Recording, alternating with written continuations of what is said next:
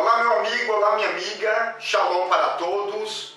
Para quem não me conhece, eu sou o pastor Matusalém Especialista e este é o programa Cenário Bíblico.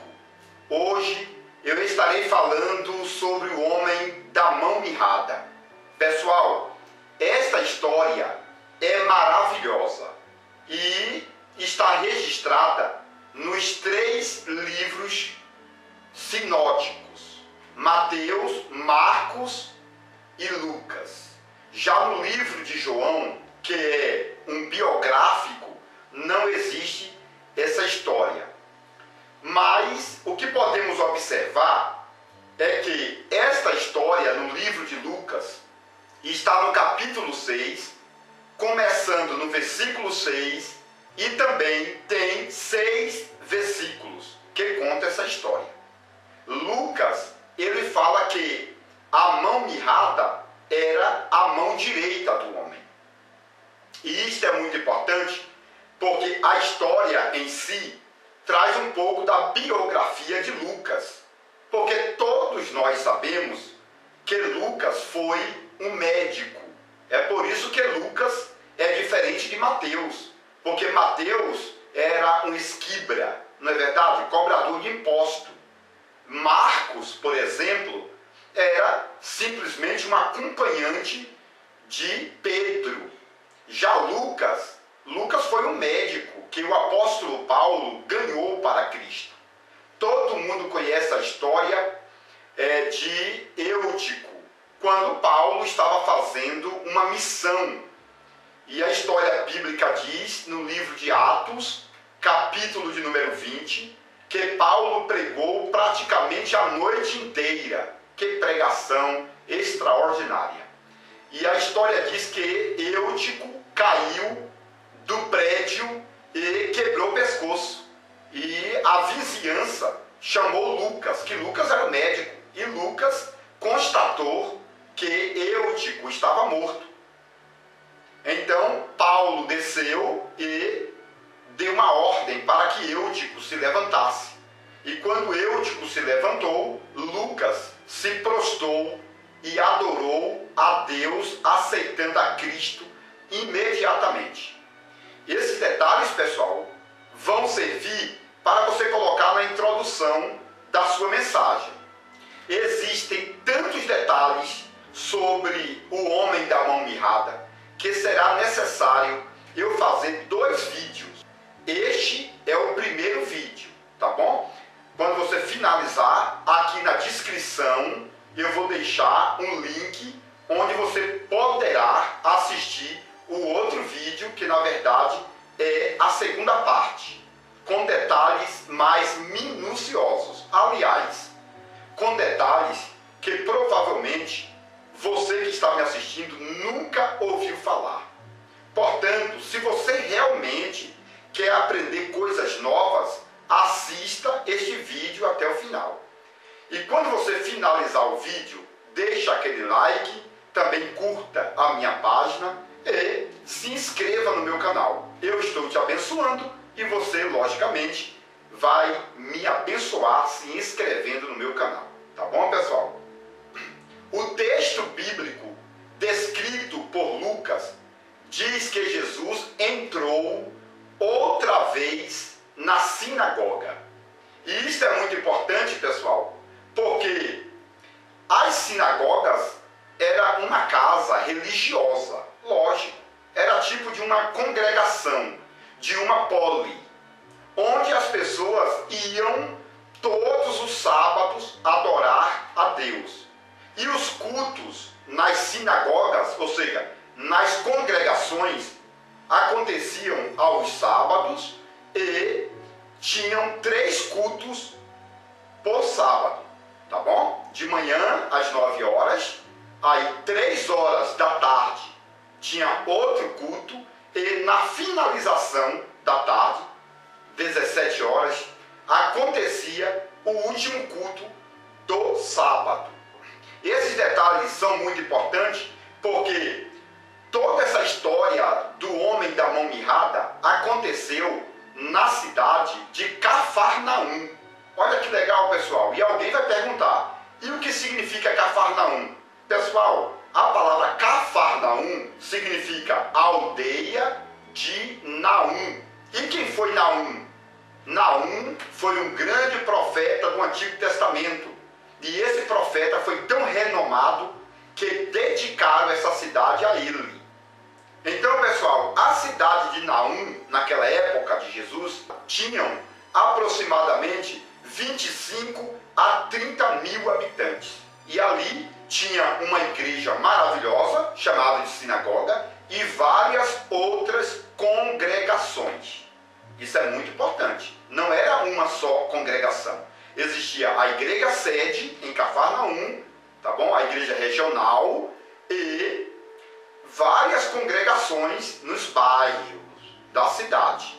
E também lá em Jerusalém, na capital, existia a sede, chamado de Grande Templo, ou o Templo de Herodes o Grande, né? Que estava substituindo o Templo de Salomão. Isso é muito importante, porque você precisa explicar que em Cafarnaum existiam várias congregações, várias sinagogas. E Jesus estava pregando nesse sábado em uma sinagoga prioritária, ou seja, na maior sinagoga da cidade de Cafarnaum. Olha que legal, pessoal. E o que é bom entendermos também aqui, pessoal, é que o povo de Israel, eles adoravam a Deus praticamente o ano inteiro na sinagoga, na congregação. E uma vez por ano, eles desciam a Jerusalém, tá bom? Então, todo judeu nato, religioso, vai pelo menos uma vez em Jerusalém adorar a Deus, no Monte Moriá, onde estava localizado o grande templo de Herodes, que estava substituindo o templo de Salomão. E o que é bom entendermos também é que naquele tempo, em Jerusalém, existiam 7 festas. Festas de grandes proporções. E cada festa durava 7 dias. Isso significa que se você morasse em Cafarnaum, você frequentava a sinagoga 4 vezes por mês, tá bom, pessoal? E todos os sábados você, como bom judeu, né, deveria frequentar pelo menos um culto no dia de sábado, ou culto pela manhã, ou culto pela tarde, ou culto pela noite, tá bom? Se você fosse mais religioso ainda, você, por exemplo, poderia participar dos 3 cultos, de manhã, à tarde e também no período próximo à noite, tá bom? Quando o sábado estava encerrando. E a Bíblia, pessoal, vai falar que Jesus entrou de novo na sinagoga. No outro vídeo eu vou estar falando detalhes mais minuciosos, porque neste vídeo eu estarei falando coisas de grandes proporções. Por exemplo, eu já falei sobre as festas e agora estarei falando sobre a sinagoga. As sinagogas, pessoal, eram as congregações que existiam nas cidades, tá bom? E muitas pessoas dizem que as sinagogas vieram a existir depois do cativeiro babilônico. Porém, se você buscar na história, você vai ver, por exemplo, que já no tempo de Abraão existiam os lugares de adoração. E nesses lugares de adoração tinham o ponto, a tenda. E aquelas tendas do Antigo Testamento receberam o nome posteriormente de sinagogas. Tá bom? Então a diferença não está no material da construção da casa, mas sim na questão linguística. Tá bom? A palavra sinagoga só veio existir de fato depois do cativeiro babilônico. Mas antes do cativeiro babilônico, como eu já falei, existiam as sinagogas, e muitas delas. E outro detalhe que eu queria deixar para vocês é o seguinte: tanto no Antigo Testamento quanto no tempo de Jesus, em cada sinagoga existia um tipo de professor diferente do outro. Isto é importante sabermos, porque quando você fizer o seu sermão, você terá essas ideias. Por exemplo, em cada congregação, ou seja, em cada sinagoga, tinha um pastor diferente do outro. Estas congregações eram chamadas de denominações. Exatamente, pessoal. Por exemplo, hoje aqui no Brasil tem a Assembleia de Deus de Missões, a Assembleia de Deus de Madureira, a Assembleia de Deus de Belém e muitas outras denominações. Não é verdade? Lá no tempo de Jesus também existiam várias denominações. E cada denominação apresentava uma palavra diferente da outra. É por isso que em algumas congregações, ou seja, em algumas sinagogas, tinham muitos membros. Já em outras sinagogas, tinham poucos membros. Então, se você buscar na história, você vai encontrar os fariseus, os saduceus, os zelotes, os essênios, os herodianos, os esquibras e também o cristianismo. Então, observe, pessoal, que eu falei 7 tipos de líderes que queriam destacar suas congregações ou denominações. Por exemplo, novamente eu recito, aqui no Brasil existem milhares de denominações e uma querendo ser melhor que outra. Não é verdade? Antigamente também, no tempo de Jesus, existiam essas 7 denominações e uma querendo ser maior que a outra. E pode observar dentro da história que não eram somente 7, eram 70. 70 denominações. Eu falei 7, mas são 70 denominações naquele tempo. E outro detalhe, pessoal, o texto aqui em Lucas vai falar que Jesus entrou na sinagoga em um dia de sábado, porque existiam vários sábados especiais. Por exemplo, existia o sábado semanal, ou seja, todo sábado era um dia especial. Mas a cada 7 sábados existia um sábado mais especial. E a cada 7 meses existia um sábado ainda mais especial. E a cada 7 anos, outro sábado bem mais especial. E a cada 70 anos, outro sábado. E a cada 700 anos, outro sábado. E a cada 7.000 anos, um sábado gigantesco. Então observe que o povo de Israel estavam muito associado ao sábado. Ao sábado. E este sábado que Jesus foi pregar era um sábado especial porque não era somente um sábado semanal. Era um sábado chamado sábado da conclusão. Ou seja, eles estudavam a Bíblia 6 sábados. E no 7º sábado, eles trocavam de assunto. É por isso que Jesus veio para a sinagoga e Jesus foi convidado para pregar. Não é verdade? Jesus foi convidado. E aí você vai perguntar, Jesus recebia algum dinheiro para pregar? Eu vou falar sobre isso no outro vídeo, tá bom? O que Jesus recebia ou quanto Jesus recebia por cada pregação, tá bom? No outro vídeo eu vou falar esses detalhes financeiros, tá bom? Para o ministério de Cristo Jesus. E aí, pessoal, Jesus entrou na sinagoga no sábado especial, não é verdade? E a história estas bíblicas diz que Jesus pregou por 3 horas. Imagina Jesus pregando para 3. Imagine Jesus pregando 3 horas de relógio. Frases que não foram registradas por inteiro, mas sabemos aqui que a mensagem de Jesus era realmente maravilhosa. Então Jesus pregou por 3 horas de relógio nesta congregação, ou seja, nesta sinagoga prioritária de Cafarnaum. Tinham aproximadamente 300 pessoas e pessoas de todos os países, tá bom? Liderança poderosa vieram porque saiu uma notícia dizendo: Jesus vai pregar na sinagoga de Cafarnaum, na sede. Pessoal, encheu de pessoas. A congregação estava superlotada e de maioria líderes de todos os países, de todas as sinagogas vieram.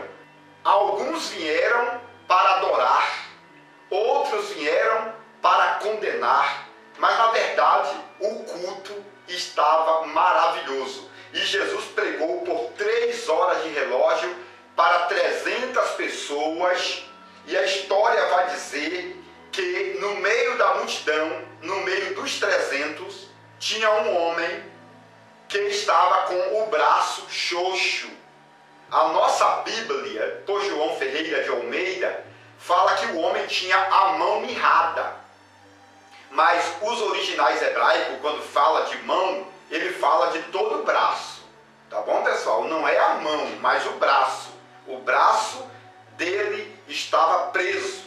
Ele tinha uma dificuldade muito grande em seu braço. No outro vídeo, eu estarei falando qual era a enfermidade no braço dele. Tá bom? Mas a palavra mão, aqui no texto bíblico, aponta para o braço inteiro. Porque no Antigo Testamento, pessoal, a palavra mão equivale a todo o braço. Tem até algumas frases no Antigo Testamento dizendo o seguinte: e colocaram a pulseira na mão da moça, ou seja, num punho, num braço. Tá bom? Então, a mão equivale ao braço. Isto é bíblico. Depois de um estudo detalhado, você que está me assistindo vai chegar a esta conclusão. Aliás, tem 70 versículos que provam que a palavra mão equivale a todo o braço. Tá bom? Dá uma pesquisada.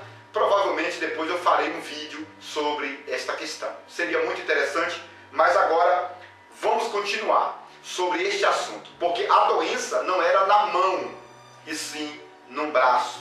O braço do homem estava doente, tá bom? E a história diz, pessoal, que aquele homem, o homem da mão mirrada, ele chegou à porta da congregação, da sinagoga, e juntamente com ele chegou centenas de pessoas doentes. Mas o sacerdote veio e jogou sorte, e a sorte caiu para este homem da mão mirrada. Na verdade, em cada culto entravam 7 pessoas doentes. Tá bom, pessoal? Isto é a história que fala. Tá bom? Em cada culto entravam 7 pessoas doentes. Somente 7 pessoas doentes. E essas pessoas eram escolhidas através da sorte. Jogava o dado e a pessoa que era indicada pelo dado entrava. Depois jogava o dado e aí escolhendo aquelas pessoas. Isso é chamado de sorte, tá bom? E este homem da mão mirrada, ele caiu na sorte e ele foi levado para dentro do templo, para dentro da sinagoga. E a sinagoga era dividida em 5 estádios, tá bom, pessoal? Em 5 divisões. E em um dos pavimentos ficavam as pessoas doentes. No outro pavimento ficavam os levitas. No outro pavimento ficavam os sacerdotes. No outro pavimento ficavam ali os fariseus, saduceus e assim por diante. Tá bom? Então, em cada pavimento, nas 5 divisões da sinagoga, ficavam aí as classes de pessoas. Tá bom? E Jesus ficava no meio da sinagoga, porque o púlpito, o altar, a tribuna, ficava no meio. E Jesus ficava no meio e ele ia girando o corpo e pregando para todos os que estavam ali prestando culto e aprendendo a palavra. Tá bom? Bem no meio era onde ficava o bema, ou seja, o altar. Pessoal, eu vou terminar esse vídeo porque tem detalhes minuciosos que eu vou deixar no outro vídeo. No outro vídeo, por exemplo, eu estarei falando o nome do homem da mão mirrada. Estarei falando também onde estava a doença e como se chamava a doença daquele homem. Também estarei falando como que Jesus conhecia. Você sabia que ele era amigo de Jesus? Exatamente, no outro vídeo, tá bom? No outro vídeo também estarei falando porque Jesus pediu para ele ficar de pé, depois para vir para o meio e depois para estender as mãos. Esses detalhes são, na verdade, de suma importância, portanto, assista o outro vídeo. Esses detalhes são de suma importância. Foi por isso, pessoal, que eu lancei este livro, a revelação completa do livro de Gênesis, por Matusalém, especialista. Pessoal, este livro contém 700 páginas e é um dos melhores livros já publicados no Brasil. Isto porque você vai encontrar detalhes nesse livro que você não encontra nas redes sociais. Se você, por exemplo, fizer uma faculdade brasileira, provavelmente você não vai aprender os detalhes que tem neste livro, porque o que tem neste livro são derivados do hebraico, do aramaico, do grego, do latim e também das línguas mais importantes do mundo. Se você não adquiriu este livro, adquira, principalmente você que é pastor, quer renovar a tua mensagem com detalhes que a sua igreja nunca ouviu falar, então compre, adquire este livro. Você que é missionário, você que é missionária, você mulher que é pastora, adquira este livro imediatamente, porque eu trago detalhes sobre as mulheres de tal forma que nunca foi escrito em livro nenhum aqui no Brasil, tá bom? Detalhes sobre o Antigo e também muitos detalhes sobre o Novo Testamento. Portanto, aqui do meu lado esquerdo tem o número do meu telefone, onde você poderá ligar e conversar diretamente comigo. Se preferir, você pode mandar uma mensagem de WhatsApp, tá bom? E saber mais detalhes sobre este livro. É bom lembrar também que na descrição desse vídeo, no rodapé, eu deixei um link onde você pode acessar este link e saber mais detalhes sobre este livro. Tá bom, pessoal? Atenção, você que gosta de conhecimento profundo. Agora você pode adquirir o livro mais importante de todos os tempos, As Revelações Completa do Livro de Gênesis, por Matusalém, especialista. Nele você poderá encontrar mais de 1000 detalhes relacionados ao Antigo e Novo Testamento, como por exemplo, onde Deus morava antes da criação do céu e da terra. Se Deus não tem fisionomia, como o homem pode ser a sua imagem? Adão era branco, moreno ou negro? Eva foi criada da costela ou do cromossomo de Adão? A serpente do Éden era macho ou era fêmea? A serpente voava ou era transladada pelo diabo? Nabucodonosor se transformou em lobisomem por 7 anos? Isaac tinha 30 anos quando Abraão tentou sacrificá-lo? Os demônios são filhos do diabo ou anjos caídos? Este livro é importantíssimo e abrange mais de 1000 detalhes, tanto do Antigo como do Novo Testamento. Mais informações pelo telefone 62 99408 0257 ou 62 99372 7723. Atenção, líderes e liderados. O livro mais esperado de todos os tempos foi publicado. A revelação completa do livro de Gênesis por Matusalém, especialista. Nele você poderá encontrar detalhes importantíssimos da história antiga relacionada à vida cultural e religiosa dos judeus. Exemplos: 1. A árvore da vida era uma videira e a árvore do conhecimento era uma figueira? 2. Os animais que entraram na arca com Noé eram filhotes que vieram do Éden e por isso não eram carnívoros. 3. Jacó pintava as ovelhas com tinta das árvores para enganar seu sogro Labão? 4. Jacó tinha 90 anos de idade quando lutou com o anjo por 7 horas e sofreu a segunda circuncisão? 5. O povo de Israel recebeu as tábuas da aliança em um domingo, o qual se tornou o primeiro Pentecoste judaico. 6. As tábuas da aliança feitas da pedra do Monte Sinai eram transparentes e flexíveis que podiam ser dobradas como um pergaminho de couro. 7. Israel cortou e transportou a pedra de Meribá que jorrava água. Qual era o real tamanho desta pedra? Era leve ou pesada? 8. Judas Iscariotes tomou a Santa Ceia com Jesus. Depois ficou com remorso, entregou as moedas e se enforcou. Ele foi para o céu ou para o inferno? 9.